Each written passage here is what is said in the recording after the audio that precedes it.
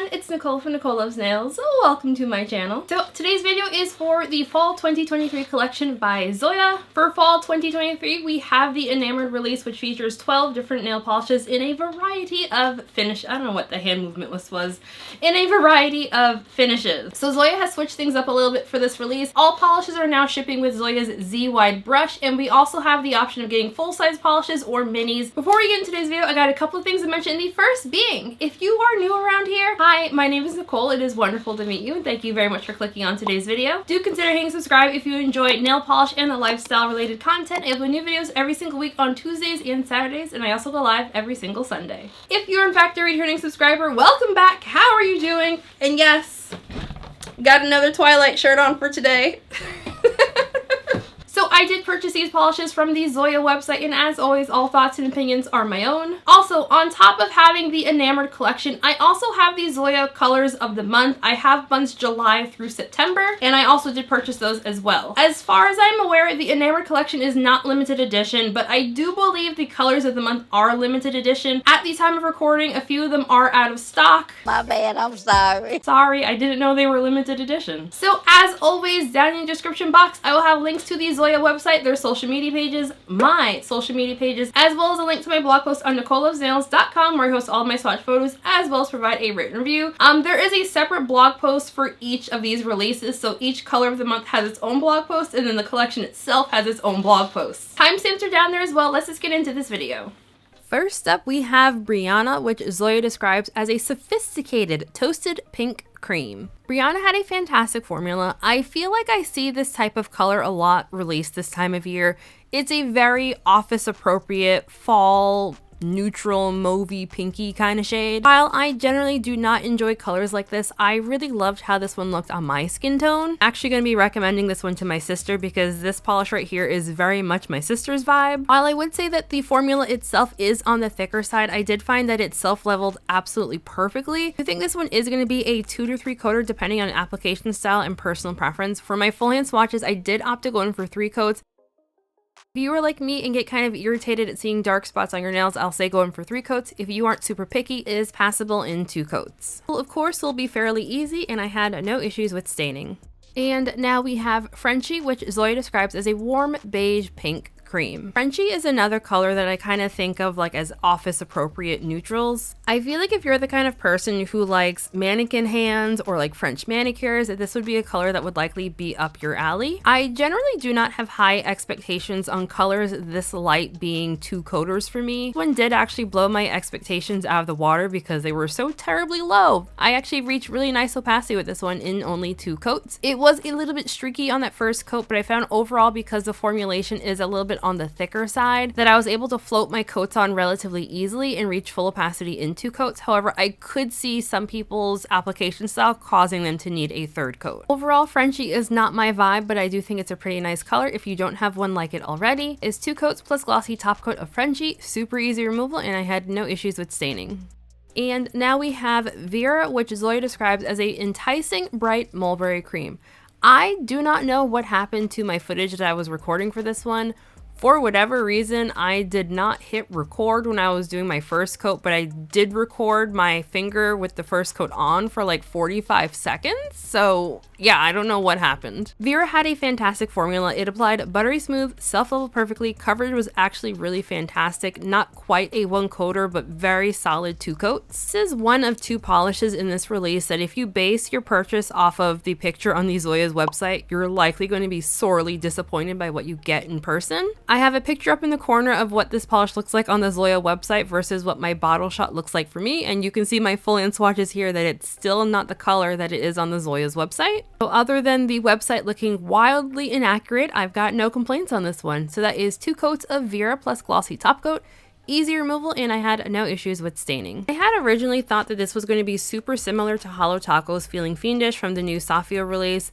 Unfortunately, these are not nearly as similar as I was thinking in my mind. And now we have Brynlee, which Zoya describes as an intense mulberry cream with a hint of magenta undertones. This has more of a crelly-like formulation than Zoya's typical cream formula. I found on the first coat it was surprisingly sheer, And once I got onto the second coat, at first I thought I was perfectly opaque and then noticed that it dries down a lot sheerer than it initially applies. My full hand swatches, I did swatch this one in 3 coats. Found that once my second coat completely dried down that it was looking a little bit patchy. So like, yeah, I'm going to call this one a likely 3-coater unless you're not super picky. Other than not liking it being a 3-coater, I did like that because it has that more like jelly, crelly like formulation. It has that kind of more squishy kind of vibe to it on the nail, which I'm not mad at all. This polish does dry down a little bit darker than it initially applies, and it also dries down very flat. You will really need top coat for a glossy finish. I am not going to call this one officially a stainer, but I could definitely see it staining some folks, so make sure to wear base coat. And now we have Pamela, which Zoya describes as a darkened imperial purple cream. Pamela had a fantastic formula. However, this is the second polish in the release that if you were buying it based off of the picture on the Zoya website,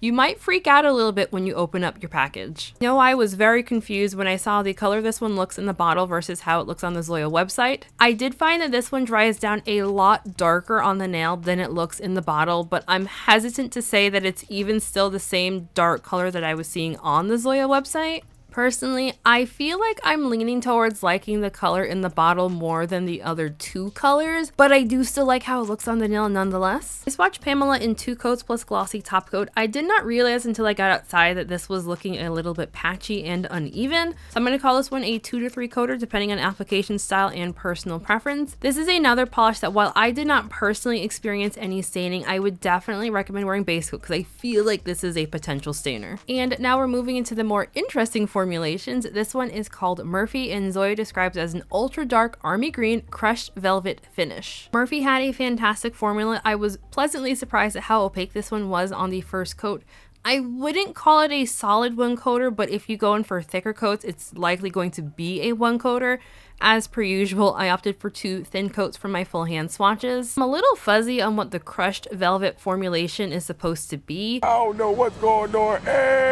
Okay. I initially thought that meant it was a matte, but I waited and waited and waited, and it did not in fact dry down matte. I mean, like a little dull, yes, but not matte. Then I was wondering if maybe it was like a texture, and it's definitely not a texture either. I'm just gonna call it as some type of like metallic-y shimmer kind of effect. My general confusion on what crushed velvet was supposed to mean kind of made me dislike this one because I didn't like feeling confused.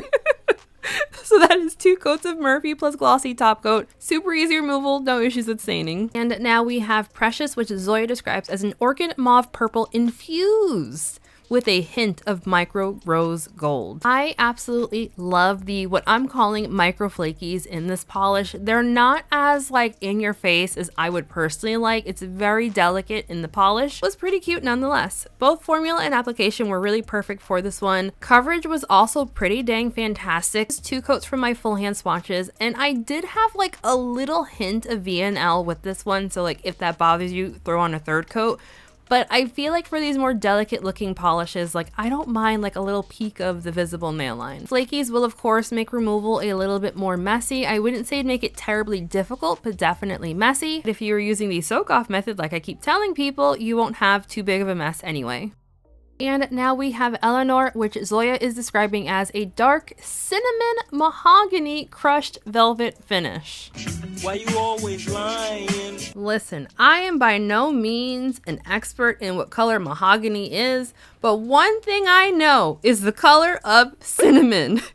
This is not cinnamon. However, much like the situation we had earlier this month with what color is brick red, apparently there are 30 different colors of mahogany, and this weird purpley-ish color is apparently in fact mahogany. So I apologize to the Zoya team member who I questioned if they know what colors are because this apparently counts as mahogany. I think this one has like a warmth added to it, and that's where the cinnamon comes into play. I found Eleanor to be a 1-coater on me, but my full hand swatches do of course show it in 2 coats. Super easy removal, and I had no issues with staining. And finally, we are on to the glitters. The first one is called Lennon, and Zoya describes it as a deep Pacific teal with a shimmering holographic finish. Lennon had a fantastic formula. When I tell you the sparkle factor for this one just like sent me into a tizzy. Hot diggity dog. This place is magnificent. I'm sorry, I've been waiting for an excuse to use that one, but seriously, this polish was absolutely fantastic. A little sheer on that first coat. This is more of like a jelly finish. You're going to want to build it up. I used 2 coats for my full hand swatches. I did have some visible nailing with it in 2 coats. However, I found because the holographic glitter in here is just so ridiculously sparkly that I kind of felt that it would largely distract from visible nail line, and I was right. But you know, if I stop and look at my nails, I could see very obvious visible nail line. While slightly on the thicker side, it's not so thick that I would caution against doing a 3rd coat, but you really could if you wanted. The glitters do dry down fairly dang textured, so I would definitely recommend doubling up on your top coat. And I also want to note, this is one of those teal polishes that have a tendency to photograph more blue tone than they appear in person. For this polish is going to be on the more difficult side. I would highly recommend using the soak off method to remove this one. Jeremy, aka non-binary nails, over on Instagram did let me know that they found that Lennon did stain their nails after wearing it for a few days. I did not personally experience any staining, but I also had this one on for like 20 minutes tops. And now we have Venus, which is described as being a vibrant and sparkling rose red with a shimmering holographic finish. This is the more opaque out of the 4 glitters in the release. I found that this was also the least in your face holographic. It's not me saying this isn't holographic, it's definitely like boom holographic. In comparison to the sheer holographics in the release, it's not as holographic in comparison. Like the other glitters, the base was slightly on the thicker side, but still applied very evenly and easily. I used 2 coats for my full hand swatches, and I found that was like 95% opaque on me. I feel that this is a very like juicy cranberry berry-ish kind of color. The glitters once again dry down fairly dang textured. All of these polishes have silver holographic glitter in them, by the way. Definitely suggest doubling up on your top coat if you want this one to stay smooth and glossy. Removal, of course, will be on the more difficult side if you scrub it off. Use the soak off method or a peel off base coat for the easiest removal, and also I'm cautioning against staying with this one as well. And now we have Jean, which Zoya describes as a rich indigo periwinkle with a shimmering holographic finish. A little surprised that Zoya didn't describe the base color on this one as more of a denim, since you know it's Jean. In my opinion, this is more of like a denim blue. I do think this one is going to be a 2 to 3 coater depending on application style and personal preference. I found when I was doing my full hand swatches, to get the same color that I was seeing in the bottle, I did need to add 3 coats. Of course, is not the end of the world, especially for a specialty finish. And you know, adding a 3rd coat did add more glitter, so like not mad at that at all. Sparkle factor for all of these holographic polishes are just absolutely amazing. Like why Zoya does not bless us with more glitters more often is truly beyond me. Although according to my poll on my community tab, we have a lot of glitter haters running around here, so maybe that's why. I'm not mad. I'm just disappointed. Like the other glitters in this release, I would definitely recommend doubling up on your top coat to keep this one nice and smooth and glossy. And of course, use the soak off method for the easiest removal experience. The final polish in the main release is called Twinklette, and Zoya describes it as a gorgeous rose gold holographic infused with a pink micro shimmer. Twinklette is the only glitter in this release that is in a clear base. So other than using this one as a topper, which I will also show, I do think this one needs to be built up in 3 coats to really get the most bing bang boom for your buck. Though I will say, if you don't mind like a more sheer look on your nails, it is kind of cute in 2 coats as well. Like the other glitters in this release, this one is super duper sparkly and absolutely gorgeous. I do think it is the pink micro shimmer that gives us the overall pink look on your nails. Dear friend Michelle did ask me if this is a potential dupe for OPI's Teenage Dream. I do not own Teenage Dream to do an official comparison on it, but from what I recall, Teenage Dream also has iridescent glitters, which this one does not have. And I believe Teenage Dream is also in a pink tinted base, and I'm fairly confident that this is in a clear base. The sun went behind a cloud for my natural light shots, but even like overcast, you can still see there's a whole lot of sparkle in this one. In this shot here, I'm showing it in 1 coat over Brynlee from earlier in the release. Because of the glitters, this one does dry down fairly textured, so I would recommend doubling up on your top coat to keep everything smooth and glossy. Oval again is going to be fairly difficult. Do not scrub this one off. Use the soak off method.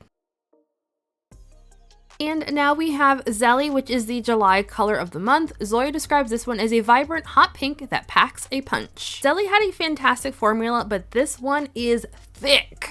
And I don't mean, I mean like thick. Like if you had told me this was a stamping polish, I totally would have bought that. Other than the thickness, I do still think the formula was pretty great. It was opaque on me in only 2 coats. It self-leveled really nicely as well.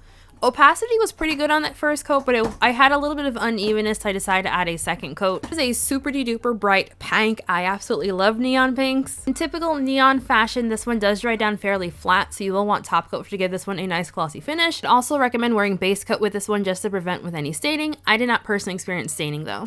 And now we have the August polish of the month, which is called Wren. Zoya describes this one as a royal purple shade, laced with a playful blue, pink, and silver micro shimmer. I don't know why, but I keep getting the feeling that whenever Zoya calls something a micro shimmer, in the indie space, we would just call this a micro flaky. I really don't know why, but I didn't think I was going to care for this one too much. I kind of feel like the promo shots of it made it look like it was just purple. And like once I got it on my nails, I was like, oh wait, there are little flakies in here. The shade of purple is both bright yet dark. I feel like this is a really good transitional shade between summer and fall. My only real complaint about this one is that the flakies are just a little bit too subtle for me personally, but they are pretty cute. I'll give them that. Flakies do not dry down textured. They will not make removal overly difficult.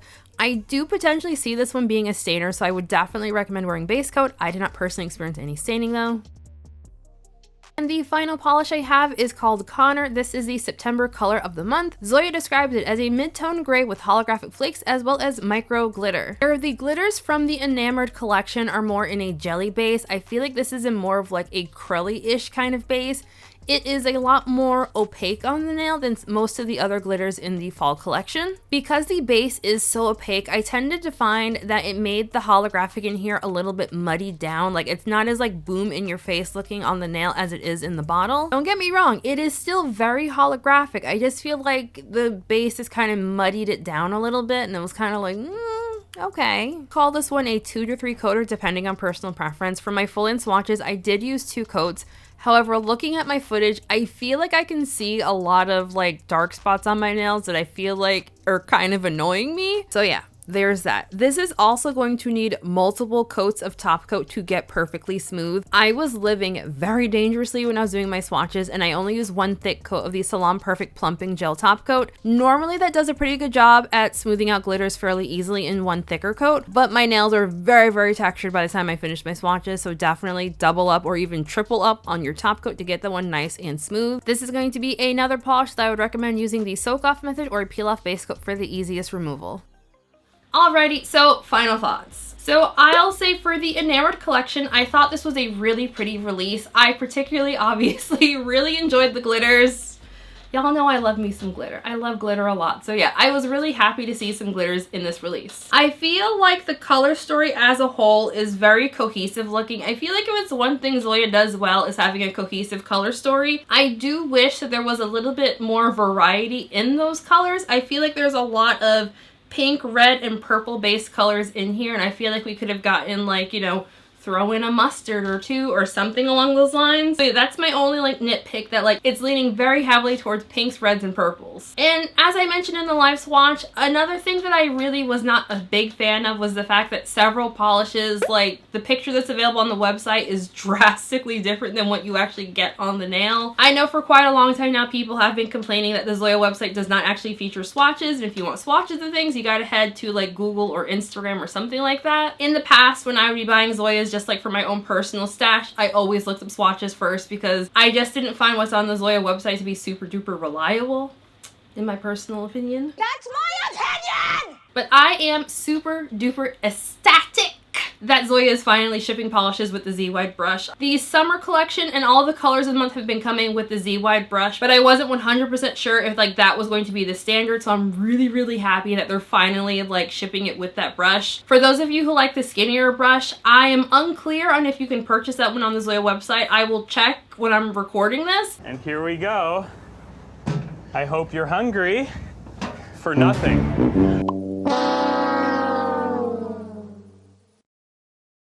And put a note on the screen if you can in fact.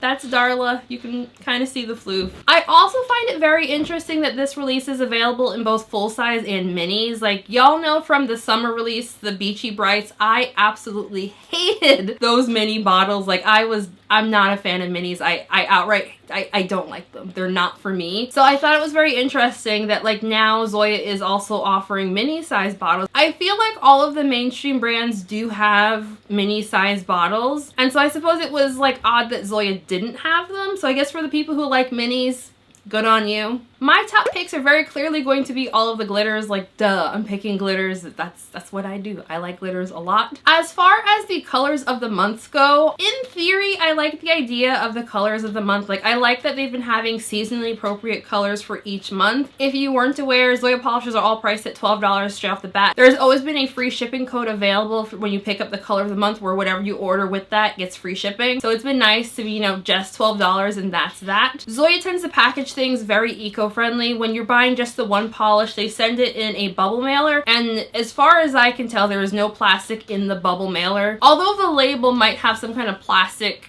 in it, but I'm not 100% sure on that. Everything has been like cardboard colored. My biggest complaint about the colors of the month is that this whole time I was not aware that these were limited edition. And it wasn't until I started posting my blog post for these that someone did let me know that several of the colors were currently out of stock. Nowhere in the marketing for these have I seen Zoya say that these are limited edition, and usually when they have a limited edition, they make it very clear that, like, you know, it's limited. So that's kind of a bummer. I think out of all of the current colors of the month that have been released, I think Connor is probably going to be my favorite, only because, you know, glitter. But like, so far they've all been really nice. Although my one nitpick is I don't really get why June and July the colors were so similar to polishes released in the Beachy Brights collection. Like, they weren't the same. But like, do you really need to release 2 neon pinks and 2 neon like turquoises within months of each other?